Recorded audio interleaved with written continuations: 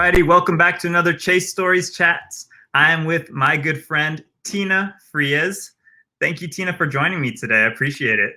Thanks for inviting me. Yeah, of course. As it's tradition now here, every time we start off with a cheers. I hope you brought your beverage. Okay, I have two beverages, so can I do both? I mean, I've got two also. You got a liqueur?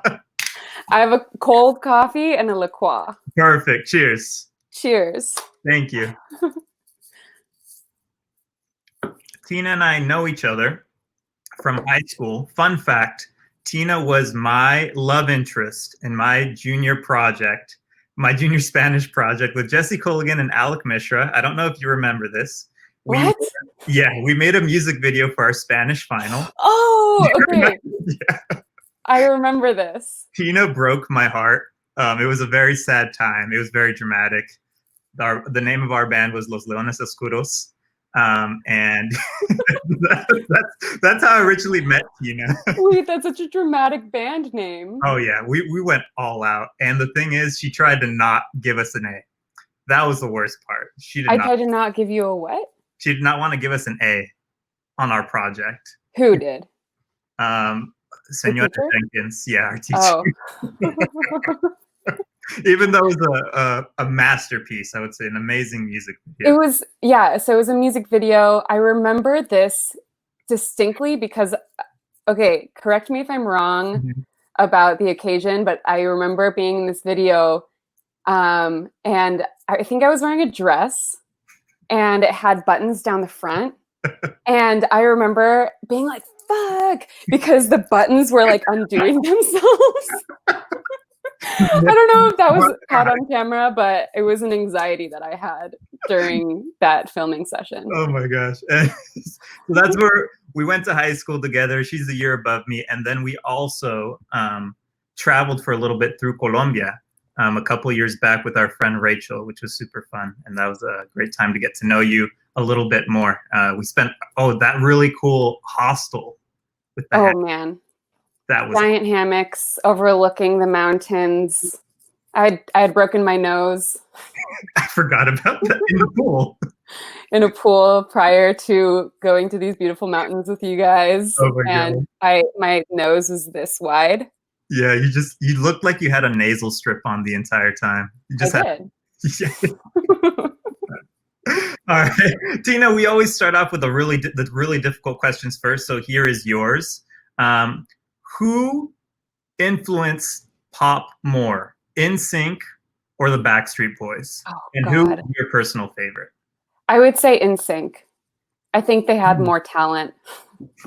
They had Justin Timberlake. Like, they did. He's lived longer than everybody else in terms of his career. Yeah, I mean, in terms of his life, I think that they're probably all still alive, but in terms of career, yeah, JT, sorry. JT. Yeah, no, definitely NSYNC. Oh, perfect. They had the dance moves. They did. Yeah. They're also, I think they were young, they hit that younger demographic too. They just seemed younger. I think Backstreet Boys were older too. Yeah, they might have been. I don't know, but I definitely remember Backstreet Boys being like really moody and great to sing to, but like, I don't know, there's something special about NSYNC. I totally agree with you. Tina, could you give us a little background on you, where you're from, what you enjoyed doing growing up, and what you do now? So I'm from the Bay Area, from a town called Los Altos, sleepy little Bay Area town. And what did I enjoy doing growing up? I was super into, ever since I was little, I was really into art. I would paint and draw, and when my sister outgrew playing with me, then I would just like play by myself in my room and like draw and I don't know, just imagine things. And yeah, I don't know. I liked hanging out with my friends, going on bike rides around the neighborhood, just a sleepy small town life. My family's Colombian, so I grew up going back and forth between here and Colombia pretty much every summer. So I spent a lot of time there. I have all my families in Colombia. And so, yeah, I think I also developed a deep love of travel and a deep love for Colombia. Of course, it's kind of like my second home. Yeah. But I think just being shuttled back and forth like that, and also, you know, traveling around here and stuff, made me always want to travel and be in other places and explore. Yeah, totally. And could you tell us a little bit about what you do? Because I think it's super awesome. Yeah, I am a fiction writer, Mm-hmm. and I'm currently working on a collection of short stories and a project that I don't really know what it's going to turn into, so I don't want to like jinx Yeah. anything. Yeah, so a couple of things related to creative writing. Mm-hmm. I also wrote an opera. The libretto of the opera, not the actual musical composition, because I can't even read sheet music. Yeah. So, yeah, I'm writing, and that's kind of been a huge focus of mine for the past several years. Yeah. How did you first start getting into writing? Obviously, you said you were really into art growing up. Mm-hmm. When did you first, really get into writing and, writing, fiction stuff? Yeah. So I think in high school, I was still kind of identifying more as like a visual artist, and it wasn't until like kind of like towards the end of high school that I started really feeling like literature was art, because usually in classes they teach you how to analyze literature, but they never really teach you a lot about creative writing itself, in most of the classes that at least I took. And anytime I had a creative project, I was like, yes, like so into it. But it wasn't until college that I started actually writing fiction and getting serious about it. I took one creative writing class, early into college, and it was kind of like an instant. Like I before that, I wasn't sure really what I was going to study, and I was like, oh, I don't know if I can study studio art. I went to UC Davis, and I was like, I don't know, like if that's all I want to do. Like there are other things that I feel inside of myself that I'm capable of doing, and so I kind of explored, and then I found fiction, and it felt like everything fell into place. Wow. Like it was a sort of realization that. Maybe the craft of creating visual art was something that I enjoyed, but what I could do even better than that and enjoyed even more was creating worlds through fiction. It kind of went beyond just a depiction on the page. Like I felt like I was able to access more of myself through fiction. So that was kind of a big realization.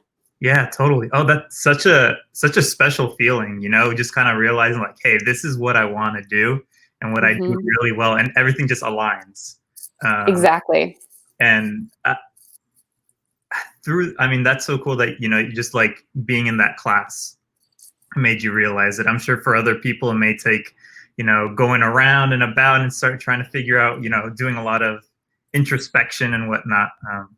And it's very interesting to hear how people find their passions. So yeah, that's super cool that you were able to do that and figure that out in college and pretty early on, and do it. How did you help cultivate that and grow that as you were there? I just became a total nerd. I was just like obsessive. I was like, this is what I got to do. And I became, like I just started taking more classes. I changed my major. I started taking more creative writing classes. I kind of quickly like escalated my path in school. And my senior year, I did an honors project. I had to like apply for this project to be part of the honor system, and it's kind of like an independent project that you can do as a senior. And I did mine in creative writing, and I wrote a collection of stories that was like 75 pages long, which I wrote in like that year. Wow. And I don't know. I became obsessive. I don't know how else I can say it. Like I would stay up all night many, many nights. I would stay up all night turning in, finishing stories to turn in for my classes. I mean, the thing with writing is like, you have to write and write and write and write to become a better writer. And I found that definitely the structure of school helped me just get my shit together and actually do it and try and learn how to develop a sensibility for my craft, and not just a sensibility for like the type of art that I was making, but also understanding the challenges of actually sitting down in front of a computer and writing, because it's a whole other thing. Like it can be extremely painful and hard to sit in front of a computer and write. Like you just have like a blank page in front of you, and it can be devastating sometimes to be facing that page. And I often had a lot of difficulty with that, but I was kind of developing a routine around it, and trying to figure out how to just physically do it. You know, so that was also part of the process. Yeah, I love how you dove deep into your process, and how I was watching a video and reading a book. It's called Creative Calling by this author called Chase Jarvis, and he was talking about how creativity is almost like a muscle that you need to continuously, work out and practice. And you gave some good tidbits in terms of like developing good habits and figuring that sort of stuff out, which I really love, and it's something that I am trying to add to my life, better habits in order to be, work that creative muscle as well. Yeah. What are you creatively working on? Oh, so I'm glad you asked. I love doing photography, and so it's been a really big part of my life. And so it's just continuously working on my craft in terms of, shooting, getting into different types of photography. In terms of, most of it has been mostly landscape over the years. So I'm trying to get more into portrait and street photography as well. And just, it forces you to be out of your comfort zone, and being out of your comfort zone is the only way you grow as a person and in your craft. So doing that, as well as I am not the strongest writer. And so I am learning or practicing my writing skills through blogs, which I have on my website. And so I'm working on that, just talking about my travel experiences, just like fun little hiking type things, little tidbits on stuff like that, like camera equipment, whatnot. So it's through those different things. And then through this project that we're doing here right now, which is, talking with people one-on-one, talking about our experiences, and conversation is also a craft that needs to be practiced and mastered. It's not easy to, especially to be, I've talked with a couple friends about building relationships and connections, and the importance of being genuine and vulnerable. Especially, I feel, for me, in these sorts of conversations where I'm talking with people about their passions. You need to be very open, you need to be very vulnerable, and you need to show the person that you're talking to that, what they're saying is important to you and that you're listening. So it's all those things, working on all that. That just got a little bit meta. It did. But you know what? That's what this is all about. I love it. Let's get even more meta. Oh, let's do it. Let's talk about, did you feel, you found your passion. You're like, oh yeah, I'm doing this. I love it. I'm up all night writing all this stuff. Where did you see yourself going with this at the time? Where you're like, I'm gonna write a book. I'm going to do this. I'm going to write in a magazine. Did you have anything, or you're just like, I'm just going to flow? I had no idea. Yeah. I was like, I just feel intensely about this, like it wasn't like, it also wasn't always enjoyable. Like I often hated it. And it wasn't until I like finished a project and felt this insane feeling, like I remember one time I finished a story, and I always come back to this memory because it's just so strong, where I stayed up writing this story, and I was so excited. And then I like shared it with my mentor. Like I just sent it to her via email. senior project. And I remember like, I was just I felt like high from it. Like it felt like I had chugged so much coffee, and I stayed up all night, like I couldn't sleep. And so I had so much built up energy still that at like 5 a.m, and I'm mind you, I am a lover of sleep and I never wake up early. Yeah. I was like, I can't continue just like being in bed right now. So I went for a run, and I just like sprinted for like, I don't know how long. Like I had that much built up energy from like, I finished this project. And so there's this like feeling of elation that I would have sometimes about finishing certain things. And it's a rare feeling to come by. And it's something that is so special that I wasn't really thinking about, I didn't have an MO. Like I wasn't like, oh, I'm going to write books and I'm going to work for magazines and all this stuff. Like I was just convinced that this was something I had to do. And even when I was graduating undergrad, later I graduated from grad school for creative writing last year, but graduating undergrad and everyone was getting jobs and whatnot. And I was like, I honestly don't know what to do. Like, I feel like I'm a very illogical person. Like not illogical, I'm sorry, impractical person, in that I am not doing something with my life that feels like it has a super practical purpose in the real world, that, I'm going to fit into a job that I'm just going to, be able to live from for the rest of my life. Like, there was no indication in any of my classes or with any of the people that I spoke to who were more progressed in their careers in writing. But none of them were saying like, yeah, keep writing and you'll be rich. Like everyone was saying like, if you write, like most likely you're not going to make money from it. So I was like, whatever, I'm just going to keep going and doing it. Cause I don't know, like that was just how I felt. So yeah, I guess the main goal I had afterwards is just to go to grad school and continue doing it. Yeah. And maybe there was like a slight thought in the back of my mind that like eventually I would write a book, like a collection of short stories.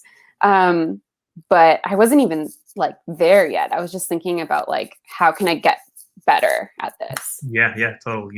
You're just focused more on the next step instead of, the other side of the tracks or whatever it is, just that next. Yeah. That's cool. I love that. Yeah. You talked about the creative block and dealing with, how do you deal with that? Because it is super frustrating. Yeah. And I just remember writing papers in college and having that and knowing that the paper's due tomorrow and I can't write anything. How do you, especially for you, now that it's more of a, as you do it more often, you do it as a profession. Yeah. How do you deal with that and get through that? Okay, well, let me just clarify. As a profession, I'm not making any money from my fiction yet. Like, I've made a little bit of money from like an award that I won, and like a publication, but it's not something that I'm like, oh yeah, I'm living off of this now. Like, not at all. But it is still like a goal of mine to finish my book, get an agent, get published. Like that's kind of like the next step for me right now in the state that I'm at. And even in the operas that I wrote, I didn't make any money from it at all. Like it was just a professional experience, I would say, to get all of those things performed and published and all that stuff, that it's gonna hopefully, propel me into the next state of my career. But sorry, so that was a little aside. So don't be fooled. But in a way, it's tying into my profession. In that now I'm starting my job as an English teacher at high school, and so it's interrelated. And anyway, so the creative block that you're talking about, for me, it's horrible. It's a horrible thing to face. Sometimes I think that writer's block, depending on the writer, happens when you like when there's something like kind of, there's just something that's not working with what you're writing, and like you subconsciously know it, and you're just like kind of dreading trying to figure out that problem and fixing it, because it just seems overwhelmingly difficult, and you're so afraid of engaging with it that you're not able to like let go of the logical part of your brain that says this sucks, this isn't working, or I can't think of any ideas.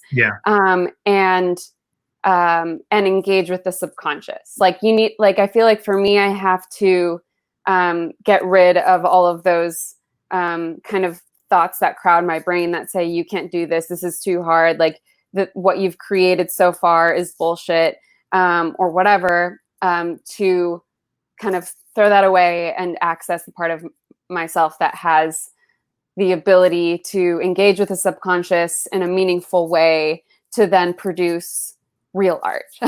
Because I think, at least for me, and from what a lot of other writers who I respect have talked about, is that kind of the most beautiful moments in their writing comes from the subconscious, because you're just following this like this flow that you can't get there by logicking your way in. Like you just can't. Like it's in there. It's like, you know how when you're playing a sport or something like that, and you, again, bringing back the idea of the muscle, when you're playing a sport and you're really good at playing that sport, and like you're like playing basketball, and then you're just running down I don't know, I'm terrible at sports, the basketball court, and you're doing like a layup or whatever, and then you go and you do a slam dunk.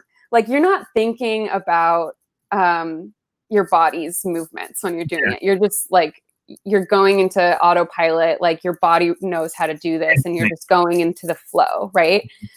So I think we need to kind of trick ourselves into accessing that flow more than we are able to on a daily basis with the mundanity of our lives, you know? I totally agree with that. So you mentioned travel at the start, especially. How has travel really affected your writing? Very, very deeply. I think that's why I had to ask it. Yeah. Well, I could talk about this for ages, but We've got time. There's no time for I mean, I'll start by saying, like, just as an example, like the opera that I wrote is like, I wouldn't have been able to write it without having gone to Argentina and lived on a farm, because that's like where a lot of the imagery and the ideas and the themes kind of started to come from. So sometimes the places that have like a profound impact on me will be the host for a story.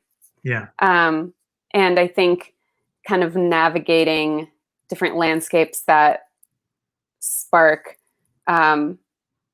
like some realization or some feeling that is harder to access when you're just like in your comfort zone, like at home. Like travel does that to me, and things become more memorable. Things like kind of glow, you know, like the edges of things kind of glow when I'm in certain places, you know, more than others. And like if you're in a place at the right time, or I'm not going to say at the right time, but like at a particular time, that's like, you know, you're struggling with something, and then you're in this place, like the place where you're in is gonna be associated in your memory later on with that feeling, you know? And so, yeah, so that'll happen, and I'll bring things in from other places. I care a lot about setting in my stories. So yeah, it's kind of an inherent part of my process. Yeah. And do you feel that, you know, being from Colombia, traveling to Mexico as well, I know you've done, and Argentina, do you think Latin America and, that those sorts of roots really come through in your writing as well? Yeah. 100%. A lot of my stories are kind of filtered through my experience as someone who's bicultural, with two nationalities, U.S. and Colombian, kind of moving between those spaces and like kind of remembering some of those moments when I was younger and how it felt to be in Colombia, and bringing back those images and those feelings and kind of rebuilding them as a story. That happens often. Sometimes stories from my family members in Colombia play a big role, like my grandfather. He would tell me stories like all the time, and anytime I would see him, he would tell me stories about his life. Wow. And so it'd be like stories from when he was 9 years old, and I've never written about this, but this is just one that came to the top of my head, but he knew Gabriel Garcia Marquez, the big famous writer from Colombia that everybody knows about. You all don't know him, you need to look him up because he's famous writers ever. He's very important in literature, but he and my grandpa went to the same elementary school. And the memory that my grandpa has of him from when they were younger was Gabriel Garcia Marquez, aka Gabo, would, with his friends, because he was a bit older than my grandpa, get a blanket, and they would all grab the edges of the blanket, and then my grandpa would be on the blanket, and they would toss him up like this. So that's a fun fact for you all, some trivia on Gabriel Garcia Marquez. So anyway, just crazy stories from the olden days kind of influence me sometimes. Yeah, that's awesome. I feel like, a lot of our experiences will really affect, our creative process and what we end up producing in that.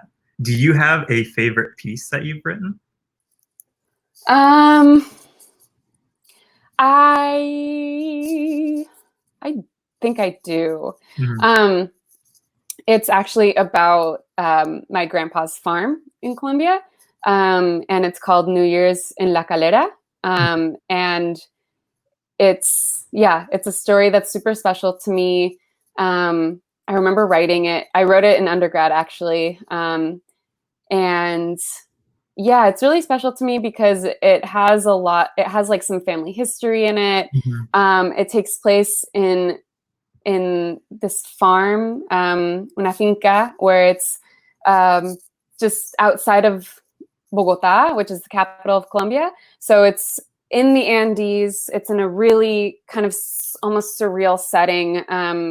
And my mother and all of her family members, cousins and everyone, went there since they were little. And then my sister and I would go there ever since we were little, every time we went to Colombia. And it's an escape from the city, and we'd go, and it's in the middle of nowhere in these mountains, and there's fog rolling in, and these old kind of prehistoric looking trees everywhere. And it has there's so many stories that populate this place in my family. And so it takes place there. And I remember writing it one day, and I was freaking out.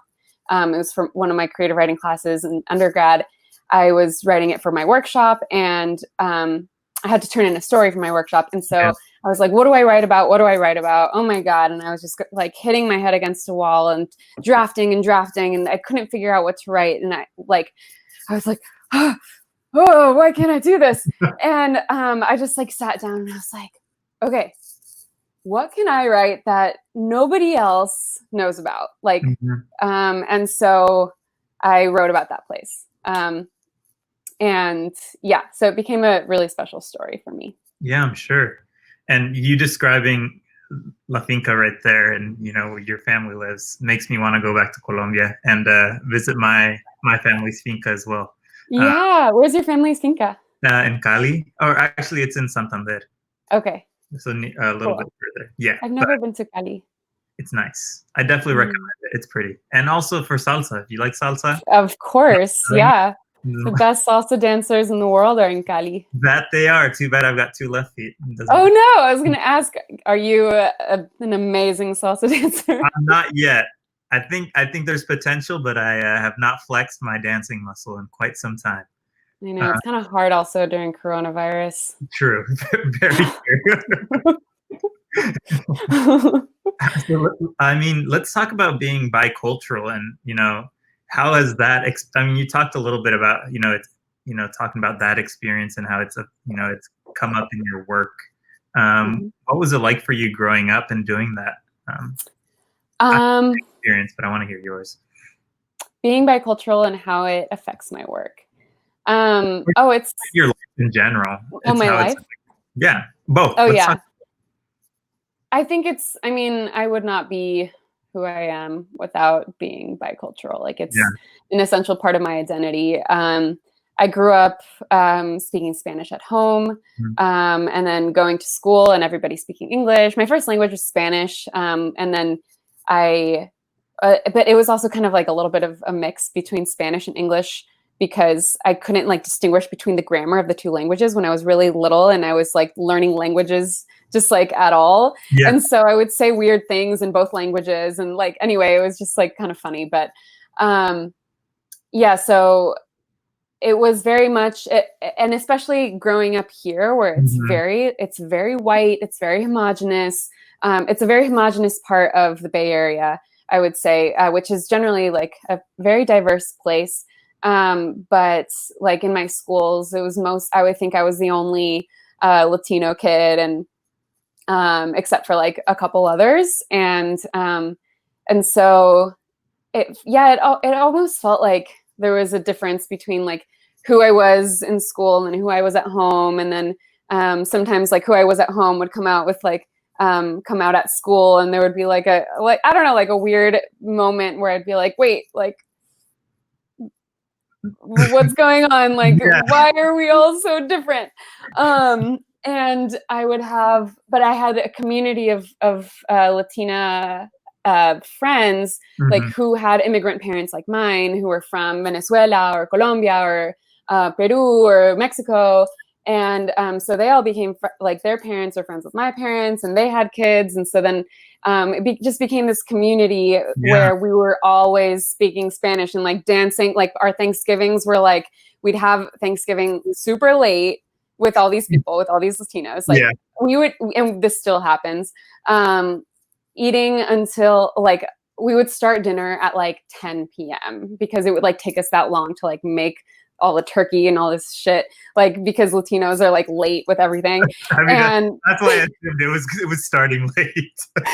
Yeah, like, of course, and people are getting there late, and like, anyway, people are like getting drunk, and and then after dinner it just turns into like a dance party, and we play like salsa and stuff and just dance, and so that was it brings me a lot of joy. I love that. I celebrate it. I'm super proud of that as part of my identity. It gives me a glimpse into, or not even a glimpse, like a big wide window into another way of living.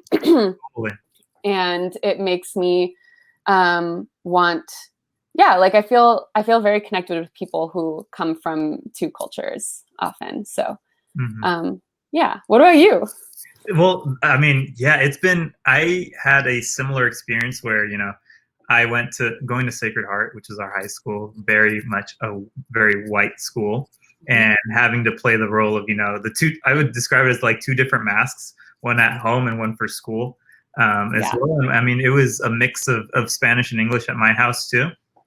And I found myself trying to, obviously, high school is a very difficult age, and, it's an age where you're just trying to fit in and, do whatever your friends are doing.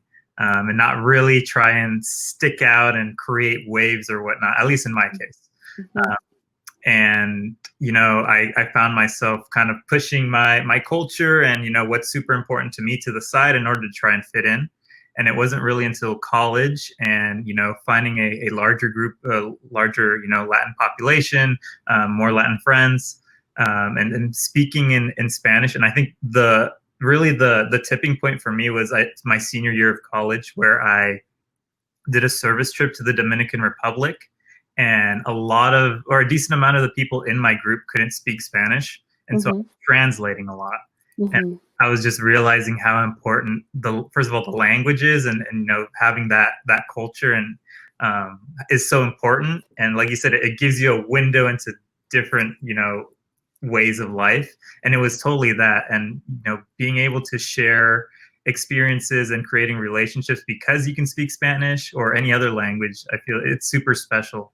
And I've been trying to foster that over the years and really try to, be much more proud of who I am and where my family comes from. And, it comes with as well, like traveling as too. I've made it a point to travel to South America, to Latin America, to Mexico, Colombia, Peru. My next is Ecuador, which is where my grandpa's from. So I got to make a trip out there soon. But never been there. I want to. It's super cool. I've just been seeing pictures and I've been doing research, so it's on the list. Hopefully, post-Corona, if it ends anytime. Post-Corona. It's going to be PC, pre-Corona, and as well PC. And also PC. A better version. Yes, exactly. PC plus or whatever. But it's been, I've been realizing just how blessed I am to be able to have that. And it's, created job opportunities as well. But definitely creating the relationships has been the biggest thing for me. And it's super special to be able to share that with other people. And seriously, like if you meet somebody from Latin America, South America, whoever, someone that speaks Spanish, and they know that you speak Spanish, instant bond, just like that. Yeah. You're immediately friends. Yeah, exactly. Like in the US, that is. Yeah, in the US. Yeah. No, yeah, for sure. And like when you go to restaurants and stuff, and like the server is Latino, and you're like, I know you speak Spanish. Let's speak Spanish. And they're like, yeah. Oh my gosh. And then they like, I don't know, hook you up, like give you a free drink. They do. It's true. They always give you the hookup after. It's great. I love it.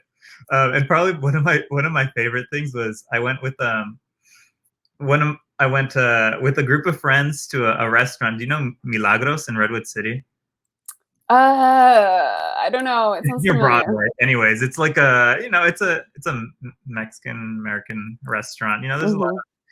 And so my group was, I was the only brown person in my group, and everybody's ordering, and we have a Latino server, and I responded in Spanish. And I ordered in Spanish, and he goes, "Wow, you speak Spanish really well." I'm like, "Yes, I do." You want to know why? Would you like to know why? My dad's Mexican, my mom's from Colombia, and what? Like instant connection. I think it's so special to be able to have that, and it's just like traveling is a lot easier, especially down there. I don't know. Yeah, I love it. I love it. It's been great. Yeah, when I lived in Argentina for like 9 months, 8 months, in 2016 and 2017. And I say lived, but I was like kind of nomadically moving around, like several months here, several months there. In Las Palmas? And were you a gaucho? Was I a gaucho? Why, yes. Nomadic, following the cattle and just going from place to place. I just rode my horse into the sunset, and the horse led me wherever it wanted to lead me. And that's where I'd go. No, but I actually, when I was there, I made a friend in Buenos Aires who was I think she was from Switzerland, and she went to Patagonia for like a trip, and then she came back to Buenos Aires, and she was like, "I fell in love with a gaucho." And I was like, "What?" And she was completely serious. Like, she fell in love with a gaucho who like worked as a gaucho, like legit, with his gaucho hat, his gaucho cattle, his horses, like straight up Patagonian cowboy. And she like went back there later and like just lived with him for a while, and then Wow. had to like go back to Switzerland, and then she like moved back to Argentina like a few months later to like go live with him in Patagonia. It was like so wild. That's Um, insane. I know, and she like, yeah, it was a very beautiful story. But what was I going to say? Oh, yeah. So anyway, being able to speak Spanish definitely facilitated my journey around Argentina, where I traveled by myself. Like, I didn't know anyone in Argentina when I arrived. I remember arriving there and like crying because I was like, where am I? Like, I'm so far south Yeah. and it's winter because the seasons there are inverted, and it Mhm. was July and I was like so cold in this in Mendoza. And anyway, after from that point on, things started looking up more, and I was making friends and I was doing things, but thank God for speaking Spanish. Like, I am so grateful for that, because my parents were so strict with me when I was growing up. Like, they speak English, but and have jobs in English and everything, but they would like pretend not to be able to understand my sister and I, and they'd like yell at us if we spoke in English in the house. Yeah. Like, we would get in trouble, like if we spoke English, like we'd get yelled at. And I'd always be like, but now I'm like, thank you so much. Totally. Because it's the only way that I became fluent, you know? Oh, seriously. And I know that I kind of wish that my parents were stricter with us, because it kind of goes in order. So there's four of us. It's me, and then my sister, and then my two brothers. And the amount of Spanish that they speak goes down on the levels. And so I speak it fluently. So does my sister. My brother, one of my brothers, like speaks it pretty well and he can understand, and then the last one can just kind of understand and he doesn't really speak it. Yeah, that usually happens. I wish he could, I want him to be able, obviously, to learn it so that he can be able to communicate with our family better and whatnot, and hopefully have him realize the stuff that we've been realizing too, and how important it is. I know. That's what's hard. Like, growing up, like I can imagine parents like your parents or my parents, who came to this country from another country and have their language and their culture, and they want their kids to have that language and culture too, a lot of times. But how I can imagine feeling very sad that like my own flesh and blood doesn't really get where I'm from or like what my culture is, and like, I know that, it's hard to maintain some of that cultural heritage, especially over generations. Yeah. But it's something that I'm like, oh, like, I'm so glad I'm first generation, not second generation, because I actually have a connection with that culture. I'm going to make sure that my kids, speak it as well. I'm going to be very strict. I'm going to be like, nuh-uh, I don't know what you're saying, just like your parents did. I know. Same. I want the same thing. Tina, let's talk about some of your works. You brought up that you did an opera. How was that? How was the process for that? And I know that was pretty recent as well. Yeah. So I started. Oh man. Okay. So I'll try and do this quickly, but I started writing this really bad story. It was terrible while I was in Argentina, like living on the farms and stuff, and then going to Buenos Aires. I started like writing this weird story, and it wasn't working. And so I was like, screw it. I kind of scrapped it, and I was like, whatever. Like, I can't deal with this right now. I'll think about it later. A year later, I was in grad school at UC Davis, and I had like some assignment, and so I just drew from that story, and I completely changed the structure, and I like kind of just rewrote it as a very, very short script. So the form was like completely deconstructed and changed. And so it had three voices. It was a moon, the moon, idiot girl is the other character, and the dogs. And so it was just these three voices. And then at the same time, like while I was writing this, or after I had written it, I became part of this group of students on campus, or like through my program, in collaboration with the music program, the music PhDs, because they had gotten this opportunity to collaborate with us. And so, so whoever wanted or was interested could kind of sign up. And so I signed up, and I got linked up with this composer who was in the PhD program. His name is Ryan Suleiman. And he and I started working together. And the idea was that whoever was the writer would write the text that would then be set to music. And we could use whatever form we wanted. Like, it didn't necessarily have to be an opera. It could just be like a song, you know. But we ended up using this script that I had written with the Moon, Idiot Girl, and the Dogs. Because it was already in script form, we were like, this could be cool. And the writing already kind of felt like it could be adapted for a song, because there was like weird lyricism going on, and like the voices were strange, and like it felt like it was kind of ripe for this opera idea that we had. So so this is a challenge, because I had never collaborated with anyone on a project before, on a creative project. And so you're also, you know, collaborating with another artist can either be a beautiful thing, or it can be a very challenging thing, or it can also, yeah, like you need to be working with someone who you jive with and have like the same kind of direction, and like can each contribute things that are complementary to each other's vision, instead of like kind of squashing each other's voices. And so I lucked out majorly because Ryan and I worked so well together. And so I would, he was like, this is kind of what you will need to do, because, you know, singing in opera can take, you know, you can sing like 3 words and it'll take like a year to sing it because of the way that it's sung. Like, it's, you know what I mean? So I had to like majorly shorten what I had written and like adapt it, and think about lyricism, and think about music, and think about drama and performativity, and all of these things that I had never really considered before.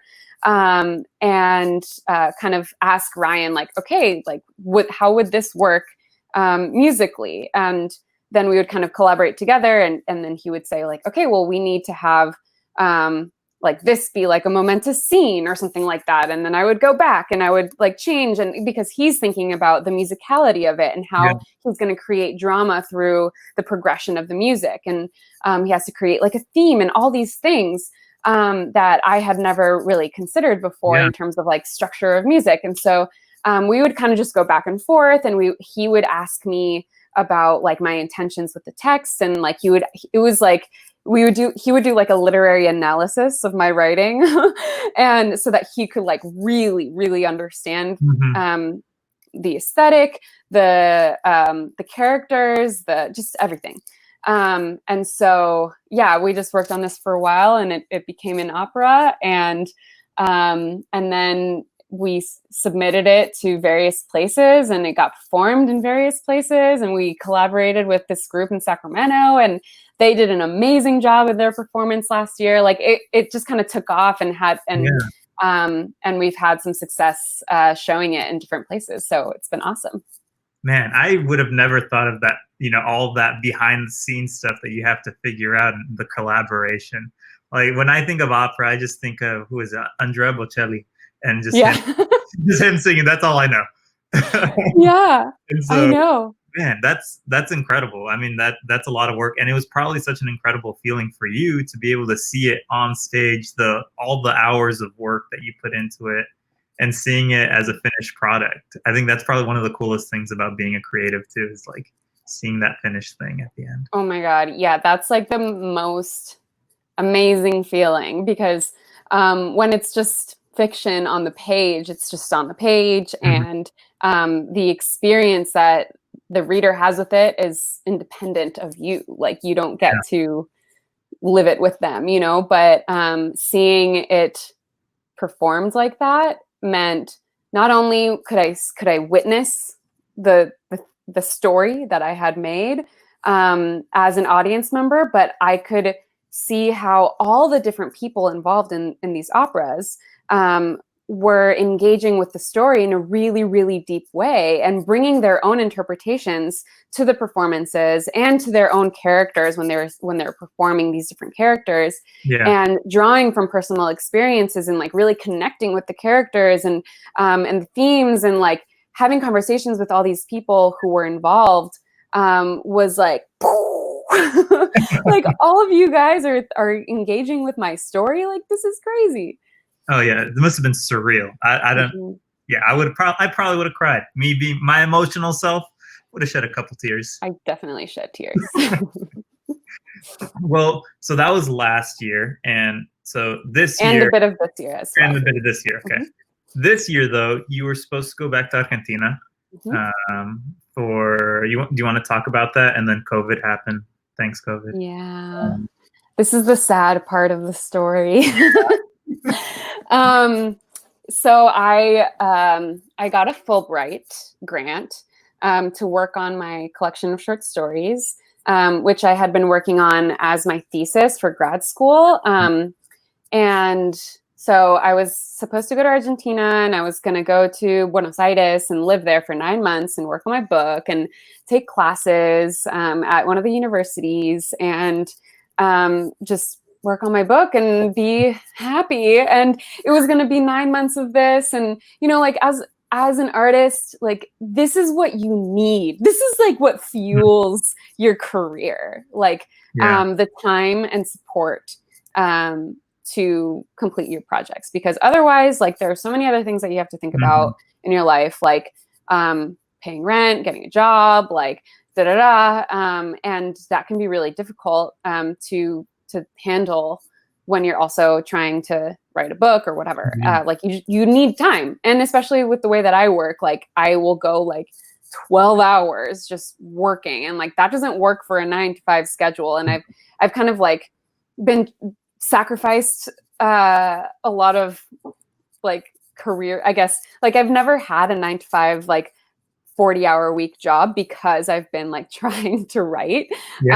And so this was going to be a perfect moment for me to be able to go and like actually finish my book and then go into like the workforce and, you know, whatever. And go back to like a job that I probably wasn't going to like or whatever. And so anyway, I was going to go, and I planned my whole life around it. Like, I spent like 9 months just kind of like waiting for the grant to start in March. And then it finally started. I left, I went to Argentina, I packed my bags, I said goodbye to everybody. I quit my job. I was working at a marketing company, and I quit that job because I was like, yay, finally I'm going to go work on my book and like, be happy. And of course, this is right when COVID is really starting to steam up. Yeah. And this is in early March. So, like, we're all starting to be like, wait, COVID, like it's spreading around the world. But I did not, when I got on that plane, anticipate that I was going to come back home 10 days later because of COVID. Like it took 10 days between like leaving and having all my like all my concerns before I left were like, am I packing well enough? You know, and then I came back 10 days later because of COVID. Like they canceled our program. They said that we had to pack up and go, that we had instantly earned alumni status with Fulbright, which actually doesn't like benefit us at all, because the whole point of doing a Fulbright, especially the kind that I was doing where it's like an independent research project, is to have the experience and then the outcome, you know?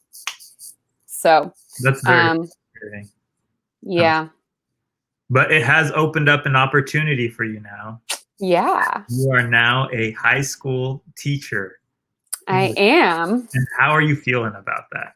I feel great about it. I feel really excited. Like the first couple of months after coming back from Argentina were like completely devastating. And I was like, what am I going to do? Like, I really want to finish my book. This was going to be how I was going to do it. And now I need to find a job, and COVID is making it really hard to find a job. And I moved back in with my parents, and like I never wanted to live in the Bay Area. Like now I'm stuck here because COVID is making it a problem to move around, and also I have no money, and what am I going to do? So anyway, I got so lucky because I reached out to my old high school, and there was no opportunity. And then like a few days later, there was. Like they were like, oh, like something's changed. Like there is now an opportunity. And so so I applied. I got the job. I'm super excited. It means I get to work with students on. I'm going to be teaching U.S. literature to sophomores. And I'm really excited. I feel like it's a beautiful job to have, and I get to use my degree, and it's a part-time position. It's not entirely full-time, so I still have time to work on my writing. So it's kind of like a marriage of everything that I want. Yeah, totally. Yeah. What are you hoping that your students will get out of your class? What is like your goal? At the end of the year, this is what your students. This is what you want your students to get out of it.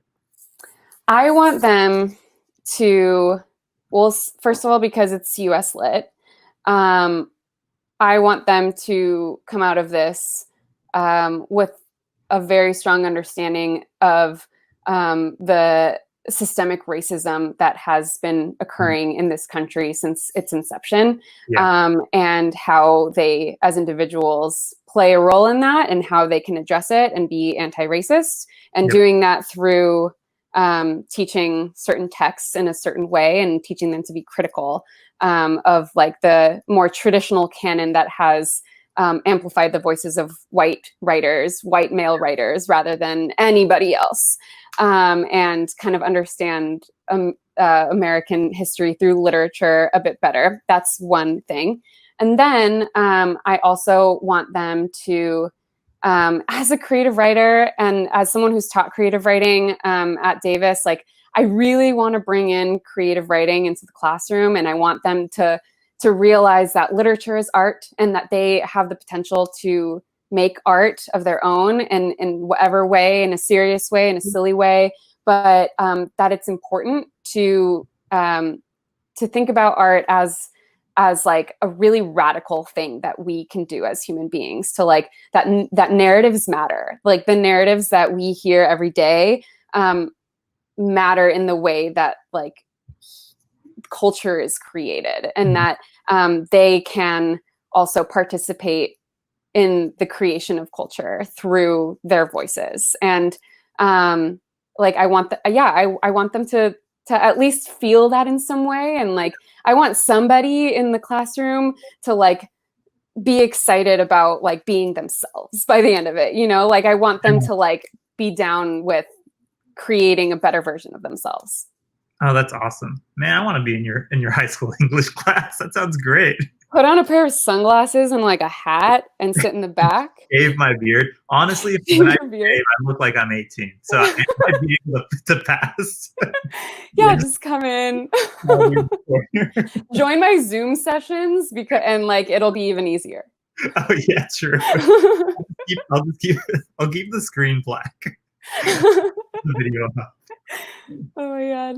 Tina, how can I and the rest of the people listening best support you? Oh, that's very nice of you to ask.